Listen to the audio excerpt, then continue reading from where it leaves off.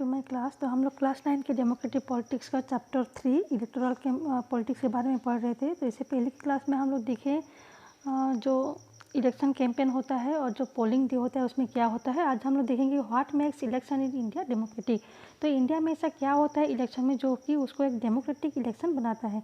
तो हम लोग बहुत सारे ऐसे फॉल्स न्यूज़ या फिर ऐसे बहुत सारे न्यूज़पेपर में और रेडियो में टीवी में न्यूज़ चैनल में से सुनते हैं कि जो कुछ लीडर्स होते हैं या फिर जो पार्टी के कैंडिडेट होते हैं वो लोग इलेक्शन को जीतने के लिए कैसे गलत तरीक़ों का यूज करते हैं, कैसे वो मेल प्रैक्टिस करते हैं। तो ऐसे बहुत सारे एलिगेशंस लगाते हैं, बहुत सारे दोषारोप वो एक दूसरे पर करते हैं। तो आइए देखते हैं कि वो सब एलिगेशन जो है वो क्या है। फर्स्ट है inclusion of false names and exclusion of genuine names in the voters list. तो कुछ लोग क्या करते हैं, जो फॉल्स नेम होता है मतलब कोई वोटर्स होता ही नहीं है लेकिन उनके नाम का लिस्ट जो है वो वोटर लिस्ट में डाल देते हैं उनका नाम, और जो जेन्युइन लोगों का नाम होता है मतलब जो रियल में वोटर्स लोगों का नाम होता है उसको वो वोटर लिस्ट से बाहर निकाल देते हैं। Second, misuse of government facilities and officials by the ruling party. तो जो गवर्नमेंट ऑफिशियल्स होते हैं तो उनके जिनको जो सुविधाएं मिलता है, जो फैसिलिटी दिया जाता है, तो कभी कभी उसको भी मिसयूज किया जाता है इलेक्शन को जीतने के लिए। Third, excessive use of money by rich candidate and big parties. तो कुछ रिच कैंडिडेट्स क्या करते हैं और जो बड़े बड़े पार्टीज होते हैं तो इलेक्शन कमीशन के रूल्स और रेगुलेशन के हिसाब से उनको जितना पैसा खर्च करना चाहिए उससे वो ज़्यादा पैसा खर्च करते हैं लोगों के वोट पाने के लिए। तो जो लिमिट की लोकसभा इलेक्शन के लिए 25 लाख रहता है और स्टेट असेंबली इलेक्शन के लिए 10 लाख रहता है, तो कभी कभी वो लिमिट से बाहर भी खर्च करते हैं लोगों के वोट पाने के लिए। Then fourth, intimidation of voters and rigging on the polling day. तो कुछ लोग जो है कुछ पार्टी के कैंडिडेट्स जो है उनके एजेंट्स लोग होते हैं वो बाकी के जो वोटर्स होते हैं उनको ज़बरदस्ती डरा धमका के वोटिंग अपने नाम करने की कोशिश करते हैं। तो उनको वो फोर्सफुली मजबूर करते हैं कि वो उनको ही वोट दें। तो ऐसे बहुत सारे मेल प्रैक्टिस के ऐसे बहुत सारे गलत तरीक़ों के बारे में हम लोग सुनते हैं और ये सोचते हैं कि क्या जो कैंडिडेट ने विन किया है वो सही में अपने बलबूते पे जीता है, मतलब सही में लोग उसको पसंद करके वोट दिए हैं या फिर वो किसी मेल प्रैक्टिस के जरिए इस वोट को जीता है। तो इस सभी क्वेश्चन के आंसर जानने के लिए इस सभी मैटर को जो है थोड़ा केयरफुली देखते हैं। तो नेक्स्ट देखते हैं हम लोग इंडिपेंडेंट इलेक्शन कमीशन। तो इलेक्शन कमीशन जो है वो क्या होता है। तो जो एक बहुत ही आसान तरीका है जिसके जरिए हम लोग ये जान सकते हैं कि जो इलेक्शंस हो रहे हैं वो फ्री और फेयर मैनर में हो रहा है या नहीं। तो उसका एक सिंपल क्वेश्चन है कि उस इलेक्शन को जो है कौन कंडक्ट कर रहा है, मतलब ये जितने भी इलेक्शंस होते हैं उसको कौन देख रहा है।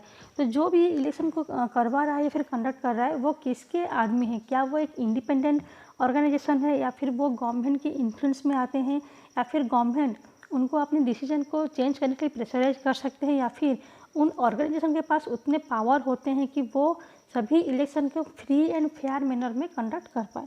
तो जितने भी क्वेश्चंस होते हैं उसका आंसर जो है हमारे कंट्री में दे पाना क्वाइट पॉजिटिव होता है। तो इन सारे क्वेश्चन के आंसर अगर हम लोग इंडिया में देखेंगे तो उसका जो आंसर है वो पॉजिटिव निकलेगा, क्योंकि इंडिया में जो इलेक्शंस कंडक्ट करते हैं वो एक इंडिपेंडेंट ऑर्गेनाइजेशन है जिसको हम लोग इलेक्शन कमीशन के नाम से जानते हैं। तो ये जो है बहुत एक इंडिपेंडेंट भी है, साथ में बहुत ही पावरफुल भी है। So in our country election are conducted by an independent and very powerful election commission. It enjoy the same kind of independence that the judiciary enjoy.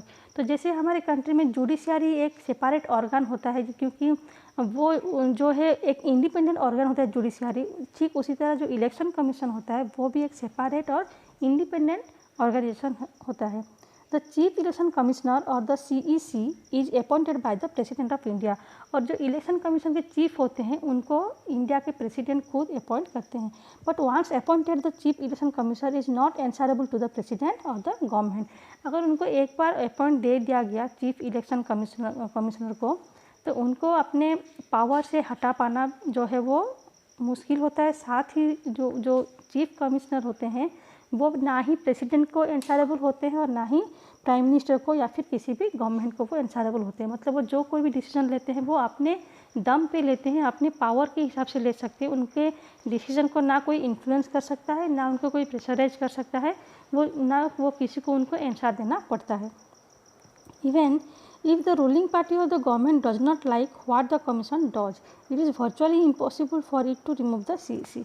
अगर जो चीफ इलेक्शन कमीशन होते हैं अगर कोई वो डिसीजन लेते हैं और वो डिसीजन गवर्नमेंट को या फिर जो रूलिंग पार्टी होते हैं उनको पसंद नहीं आता है तो वो चीफ इलेक्शन कमीशन को उनके पोस्ट से रिमूव नहीं कर सकते हैं. Very few election commissions in the world have such wide ranging power as the election commission of India. तो जो power election commission of India के पास होता है वो पूरे वर्ल्ड में बहुत ही कम देखने को मिलता है. तो इसके देखो इलेक्शन कमीशन जो इंडिया होते हैं उसमें और क्या क्या पावर दिए गए हैं उसका कुछ पॉइंट दिया गया है नीचे. तो फर्स्ट पॉइंट में आता है EC takes decisions on every aspect of conduct and control of elections from the announcement of elections to the declaration of results. तो ईसी जो है वो सभी डिसीजंस ले सकते हैं. Take decision on every aspect of conduct and control of election. तो election को कैसे कंडक्ट किया जाए, कैसे उसको अच्छे से जो काम है वो ठीक से हो रहा है कि नहीं उसको अच्छे से देखना भी होता है. प्लस जो इलेक्शन के कैसे जो रिजल्ट्स होते हैं उसके अनाउंसमेंट कैसे किया जाए, फिर रिजल्ट कैसे डिक्लेयर किया जाए. तो जितने भी सभी काम होते हैं वो सभी के डिसीजंस इसी ही लेते हैं. It implements the code of conduct and punishes any candidate और पार्टी दैट वायोलेट्स इट. तो इलेक्शन के पहले जो कोड ऑफ कंडक्ट लागू होता है जिसके कि बहुत सारे पॉइंट्स था कोड ऑफ कंडक्ट के पहले भी पढ़ चुके हो तो उसको लागू करना भी होता है इसी का काम. अगर कोई उस कोड ऑफ कंडक्ट को उल्लंघन करते हैं, अगर उसको कोई ना मान के उनके नियम के अगेंस्ट में जाते हैं तो उसके लिए वो उस पार्टी कैंडिडेट को पनिश भी कर सकते हैं. During the election period the EC can order the government to follow some guidelines to prevent use and misuse of governmental power to enhance its chance to in election और to transfer some government officials. तो जब election होता है तो EC जो है government को order भी कर दे सकते हैं कि जो इलेक्शन के जो रूल्स रेगुलेशंस हैं, जो नियम हैं उसको वो फॉलो करें और वो अपने पावर को जो गवर्नमेंट होते हैं उनके पावर का मिसयूज करके वो इलेक्शन को ना जीते उसका भी इंतज़ाम जो है इसी करके रखते हैं. अगर कोई ऐसे गवर्नमेंट अपने पावर को मिसयूज करता है तो उसको उस गवर्नमेंट ऑफिशियल्स को कुछ ही दूसरे जगह पे वो ट्रांसफ़र भी कर सकते हैं. Fourth point, when on election duty government officers work under the control of the EC and not the government. तो इलेक्शन ड्यूटी में जो गवर्नमेंट ऑफिसर को भेजा जाता है तो वो ईसी के कंट्रोल में ही काम करते हैं, ना कि गवर्नमेंट के कंट्रोल में. अगर कोई गवर्नमेंट ऑफिसर वहाँ पे इलेक्शन को देखने के लिए जाता है या फिर इलेक्शन के काम करने के लिए जाता है तो वो गवर्नमेंट के ऑर्डर फॉलो ना करके इसी के ही ऑर्डर को फॉलो करना पड़ता है. तो इसी के पास इतने सारे पावर्स होते हैं जिसकी वजह से हम ये कह सकते हैं कि इंडिया में जो इलेक्शंस होते हैं वो एक फ्री एंड फेयर मैनर में होता है और इसी को ना कोई इन्फ्लुएंस कर सकता है और ना ही कोई उनके डिसीजन के अगेंस्ट जा सकता है. तो इसलिए इंडिया का जो इलेक्शंस होता है वो फुल्ली डेमोक्रेटिक मैनर में होता है. अगर इलेक्शन कमीशन को ऐसा लगता है कि जो किसी बूथ में इलेक्शंस हुए हैं वो ठीक मैनर से नहीं हुआ है, कहीं कहीं जो है गलत तरीका यूज किया गया है या फिर पूरे कंट्री में गलत तरीक़ों से इलेक्शन को जीता गया है, अगर कहीं पे भी उनको ऐसा लगता है तो वो फिर से री इलेक्शन करने के लिए बोलते हैं. मतलब इलेक्शन को वो डिजॉल्व करके उसको फिर से नई तरीके से इलेक्शन करने के लिए बोलते हैं. तो कभी कभी जो इसी के डिसीजन होते हैं उसको रूलिंग पार्टी पसंद नहीं करते हैं, फिर भी उनको ओबे करना पड़ता है. इसी जो भी डिसीजन लेते हैं उनको खुद गवर्नमेंट को भी उसको ओबे करना पड़ता है. अगर ऐसा जो है वो इसलिए हो पाता है क्योंकि जो इलेक्शन कमीशन होता है वो फुल्ली इंडिपेंडेंट और पावरफुल होता है, तभी जाके गवर्नमेंट को भी उनके ऑर्डर को फॉलो करना पड़ता है.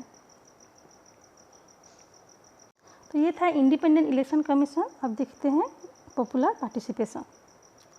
तो दूसरा और एक जो वे है, the another way to check the quality of the election process is to see whether people participate in it with enthusiasm. तो जो और एक दूसरा तरीका है जिसके ज़रिए हम लोग ये पता कर सकते हैं कि जो इलेक्शन हुआ है वो सही तरीक़ों से हो रहा है या नहीं, तो वो है पीपल का participation in the with enthusiasm. तो लोगों का जो पार्टिसिपेशन होता है वो बहुत ही ज़रूरी होता है. इलेक्शन में लोगों का पार्टिसिपेशन कितना होता है वो उनके टर्नआउट फिगर से पता चलता है. तो टर्नआउट फिगर का मतलब होता है the turnout indicates the percentage of eligible voters who actually cast their vote. तो जो लोग एलिजिबल होते हैं मतलब 18 साल से ज़्यादा होते हैं और जो लोग एक्चुअली अपना वोट कास्ट करके आते हैं, मतलब जो लोग वोट देते हैं, तो उनका जो परसेंटेज होता है उसी को बोलते हैं टर्नआउट फिगर. तो कितने परसेंटेज लोग वोट दे रहे हैं उसी से पता चलता है लोगों का पार्टिसिपेशन। तो लास्ट 50 ईयर्स में जो टर्न आउट फिगर है यूरोप और नॉर्थ अमेरिका में वो धीरे धीरे डिक्लाइन हो रहा है। वहीं इंडिया में जो टर्न आउट फिगर है वो आइदर रिमेंट है, मतलब वो स्टेबल है, या फिर वो बढ़ रहा है। Number 2, in India the poor illiterate and under privilege people vote in larger proportion as compare to the rich and privilege section. तो इंडिया में क्या होता है, जो गरीब लोग होते हैं या फिर जो इलिटरेट होते हैं, जो लोग कम पढ़े लिखे होते हैं या फिर जो लोग अंडर प्रिविलेज होते हैं, उतने ज़्यादा अमीर नहीं होते हैं, वही सारे लोग जो हैं बहुत सारे प्रोपोर्शन में इलेक्शन में वोट देते हैं compare to the rich and privilege section. तो जो लोग ज़्यादा अमीर और समृद्धशाली होते हैं उनके कंपेरिजन में गरीब लोग ज़्यादा वोट देते हैं इंडिया में। वहीं अगर हम लोग वेस्टर्न कंट्रीज़ को कंपेयर करेंगे, जैसे कि जो यूनाइटेड स्टेट ऑफ अमेरिका हो या फिर किसी दूसरे वेस्टर्न कंट्री को लो, तो वहाँ पे जो पोर पीपल होते हैं, गरीब लोग होते हैं, या फिर जो अफ्रीकन अमेरिकन्स और हिस्पैनिक्स, मतलब जो लोग स्पेनिश बोलते हैं अमेरिका में, वो लोग जो हैं कम वोट देते हैं, और जो पढ़े लिखे लोग होते हैं वो अमेरिका में ज़्यादा वोट देते हैं। तो यहीं पे इंडिया और अमेरिका जो सिचुएशन है वो पूरा अपोजिट है। तो पॉइंट नंबर 3, तो common people in India attach lots of importance to election. तो इंडिया में क्या होता है, जो कॉमन लोग होते हैं वो उनका इलेक्शन में बहुत ज़्यादा अटैचमेंट रहता है, उनका जो फीलिंग्स होता है इलेक्शन को लेके वो ज़्यादा उसको इम्पोर्टेंस देते हैं। वो ऐसा सोचते हैं कि इलेक्शन के थ्रू वो गवर्नमेंट को बदल सकते हैं, मतलब वो गवर्नमेंट के ऊपर प्रेशराइज कर सकते हैं कि वो उनके जो डिमांड्स होते हैं या फिर उनकी जो पॉलिसी को वो अपनाना चाहते हैं उसको गवर्नमेंट को मानना ही पड़ेगा बोल के वो सोचते हैं। तो इसलिए वो हमेशा वोट के दिन पे जैसे करके वोट डालने के लिए जाते हैं। 4th point, the interest of voters in election related activities has been increase over the years. तो इंडिया में क्या होता है, जो इलेक्शन रिलेटेड एक्टिविटीज़ होता है, चाहे वो इलेक्शन कैंपेनिंग हो या फिर किसी भी जो इलेक्शन के रिलेटेड जो एक्टिविटीज़ होता है उसमें भी लोगों का पार्टिसिपेशन है वो कंपेयर करेंगे तो वो लास्ट ईयर से वो बढ़ रहा है।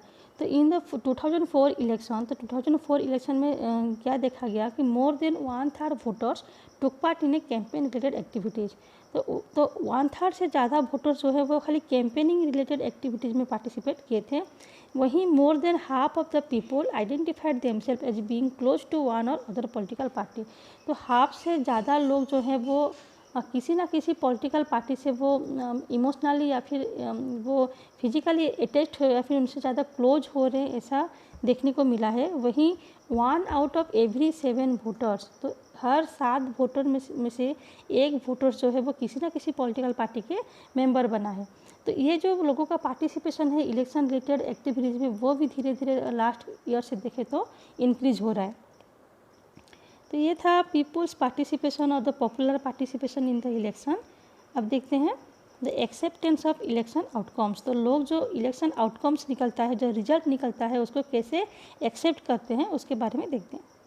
तो जो फाइनल टेस्ट होता है फ्री एंड फेयर इलेक्शन को देखने का वो है उसका इलेक्शन का रिजल्ट। तो जो इलेक्शन का रिजल्ट ही होता है जो कि ये बताता है कि जो इलेक्शन हुआ है वो फ्री एंड फेयर मैनर में हुआ है या नहीं।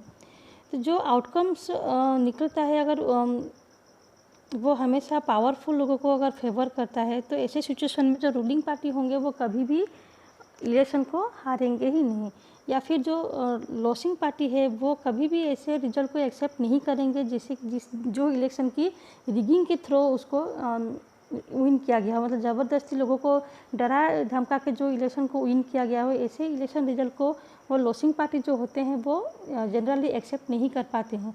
तो देखते हैं कि इंडिया का जो इलेक्शंस रिजल्ट्स होता है वो किस तरह का होता है। तो ruling parties routinely lose election in India both at the national and the state level. तो इंडिया में क्या होता है, जो रूलिंग पार्टीज होते हैं वो हमेशा इलेक्शन में नेक्स्ट इलेक्शन में वो लॉस करते रहते हैं, चाहे वो लोकसभा इलेक्शन हो या फिर चाहे वो स्टेट इलेक्शन हो, तो वो हमेशा रूटीनली लॉस करते रहते हैं, वो मतलब वो हारते रहते हैं। In fact in every 2 out of the 3 elections held in the last 15 years the ruling party lost. तो जो लास्ट 15 ईयर्स में जितने भी इलेक्शंस हुए हैं उसमें 3 इलेक्शन में जो मतलब 3 इलेक्शन में से 2 इलेक्शन में जैसे करके जो रूलिंग पार्टी है वो हारा है। So in the US, an incumbent of the sitting elected representative rarely lost an election. लेकिन वहीं अमेरिका में अगर देखा जाए तो जो रूलिंग पार्टी होते हैं, इंकम्बेंट का मतलब होता है जो करंटली जो अपने रूलिंग पार्टी में जो पोजीशन को होल्ड करते हैं उसको इंकम्बेंट बोलते हैं। तो उस यूएस में अगर देखा जाए तो जो रूलिंग पार्टी होते हैं वो बहुत ही कम इलेक्शन हारते हैं। लेकिन in India about half of the sitting MPs and MLA loss election. लेकिन इंडिया में जो आधे से ज़्यादा एमपी और एमएलए होते हैं वो नेक्स्ट इलेक्शन में अपने सीट जो है वो हार जाते हैं। Candidates who are known to have spent a lot of money on buying votes and those with known criminal connection often lost election। और कभी कभी ये भी देखने को मिलता है कि जो कैंडिडेट लोगों को पैसा देके खरीदते हैं, वोटर्स को खरीदते हैं और इलेक्शन जीतने की कोशिश करते हैं, वो नेक्स्ट इलेक्शन में हमेशा हारते हैं, या फिर जिनका क्रिमिनल बैकग्राउंड होता है या कहीं ना कहीं वो किसी क्राइम से इन्वॉल्व होते हैं, तो ऐसे कैंडिडेट भी जो नेक्स्ट इलेक्शन में वो हार जाते हैं। So bearing very few disputed elections, the electoral outcomes are usually accepted as people's verdict by the defeated party। तो जो इलेक्टोरल आउटकम्स का जो डिसीजंस होता है उसको डिफीटेड पार्टी को जैसे करके भी एक्सेप्ट करना होता है। उसके बाद नेक्स्ट देखते हैं challenges to free and fair election. तो जो फ्री एंड फेयर इलेक्शन होते हैं उसके सामने क्या क्या नए चैलेंजेस देखने को मिलता है। तो ऊपर जितने सारे भी हम लोग पॉइंट्स के बारे में डिस्कशन किए उससे ये रिजल्ट निकलता है कि जो इंडिया में इलेक्शंस होते हैं वो purely free and fair manner में ही होता है। मतलब जो लोग भी जीतता है और रूलिंग पार्टी या फिर गवर्नमेंट फॉर्म करता है वो लोगों के प्रीफरेंस की वजह से ही वो विन करते हैं, ना कि वो किसी गलत तरीक़ों से। तो इसका मतलब ये नहीं कि इंडिया में जितने भी इलेक्शंस होते हैं वो सभी purely free and fair manner में ही होता है। किसी कॉन्स्टिट्यूंसी में जो लोग विन करते हैं वो मनी पावर से या फिर किसी दूसरे गलत तरीके भी यूज करते होंगे, लेकिन जो ओवरऑल अगर एवरेज रिजल्ट देखा जाए तो जो ओवरऑल का जो रिजल्ट निकलता है वो ये है कि इंडिया में जो रिजल्ट होता है वो फ्री एंड फेयर मैनर में ही होता है।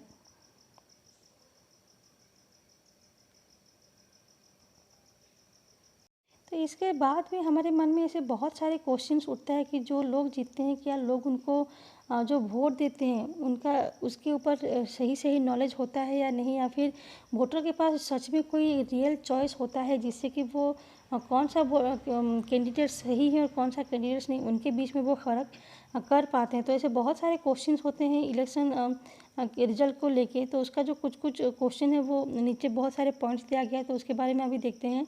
तो फर्स्ट जो पॉइंट लिखा गया है वो ये है कि जो कैंडिडेट और पार्टीज होते हैं जिनके पास बहुत सारे मनी होते हैं, पैसा होते हैं, वो अपनी विक्ट्री के लेके वो इतने श्योर नहीं होते कि वो जो है इलेक्शन में जीतेंगे ही बोल के। लेकिन उनको जितना फैसिलिटीज़ मिलता है या फिर उनको जितना पावर मिलता है छोटे और जो कम इंडिपेंडेंट पार्टीज होते हैं उनके कंपैरिजन में उनको बहुत ही ज़्यादा फैसिलिटीज़ और पावर्स मिलता है। वहीं तो दूसरा पॉइंट में ये लिखा गया कि कुछ some parts of the country, कुछ कंट्री के कुछ पार्ट्स में जो कैंडिडेट्स होते हैं जिनका कुछ ना कुछ क्रिमिनल कनेक्शंस होते हैं, वो कभी कभी जो इलेक्टोरल रेस होता है, मतलब जो कैंडिडेट जो नॉमिनेशन होता है उनका जो लिस्ट निकलने वाला होता है, तो जो क्रिमिनल ग्राउंड से जो पर्सन्स होते हैं वो जो लोग थोड़े सिंपल होते हैं या फिर जो थोड़े अच्छे पर्सन होते हैं वो लोग उनको डरा या धमका के इलेक्टोरल रेस से उनको बाहर निकाल देते हैं और किसी अच्छे पॉपुलर पार्टी से वो टिकट हासिल कर लेते हैं।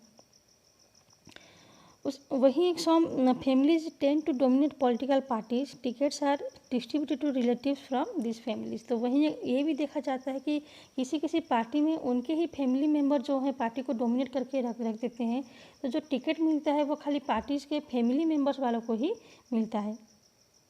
कभी कभी जो वोटर्स होते हैं उनको चॉइसेस जो होता है बहुत ही कम मिलता है, मतलब कौन सा कैंडिडेट उनके लिए सही होगा ऐसे फ़र्क कर पाना उनको बहुत ही मुश्किल हो जाता है। क्योंकि जो बिग पार्टीज होते हैं जैसे कि शायद कांग्रेस हो या फिर बीजेपी हो, तो उनके बीच का जो पॉलिसी होता है, उनके पार्टी का जो प्रोग्राम होता है या फिर पॉलिसी होता है वो एक दूसरे के साथ बहुत ही सिमिलर रहता है। तो ऐसे में लोग जो है कन्फ्यूज रहते हैं कि कौन से पार्टी को वो चूज करें।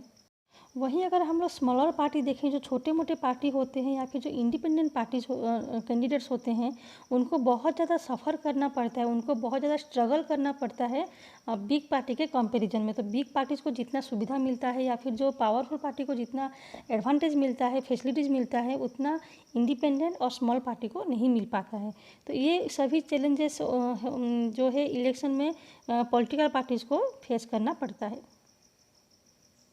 तो ये जितने भी चैलेंजेस के बारे में बोला गया, ये खाली इंडिया में बोल के नहीं, तो बाकी के जो डेमोक्रेसी कंट्री है वहाँ पे भी ऐसे चैलेंजेस देखने को मिलता है। तो इसलिए हमारे जो सिटीजन्स होते हैं वो ये डिमांड करते हैं कि ये जितने भी चैलेंजेस है उसको रिफॉर्म किया जाए। तो ये जितने भी प्रॉब्लम अब फेस कर रहे हैं इलेक्शन में, सभी को ठीक करने के लिए रिफॉर्म करना जो है बहुत ही ज़रूरी होता है। तो ये था इलेक्टोरल पॉलिटिक्स के बारे में। तो